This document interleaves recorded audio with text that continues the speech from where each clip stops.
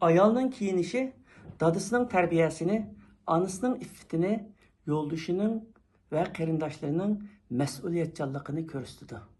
Şuna Hazreti Meryem İsa Aleyhisselam'ı doğup kavminin qishig'i kelganda, qavmi yatliq bo'lmay turib tuqqanligiga hayron bo'lib, ya uxta Haruna ma kana abukum ra'a saw'in wa ma kanat ummuki baghiya dedi.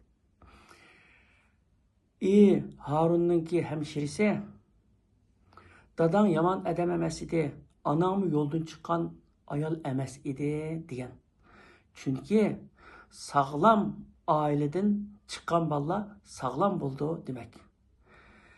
Endi ayollarninki, hanım kızlarninki İslami hicab bilen yürüyüşü bu özününki kıymetini, ezizliğini ko'rsatdi ve ayollarninki hürmeti bu.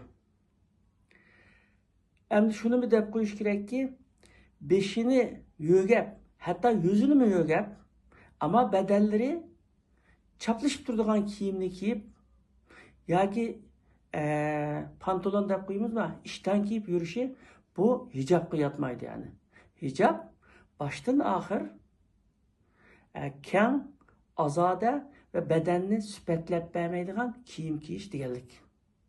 Allah Teala hemimizni yaxshi ishlarga muvaffaq qilsin. Amin.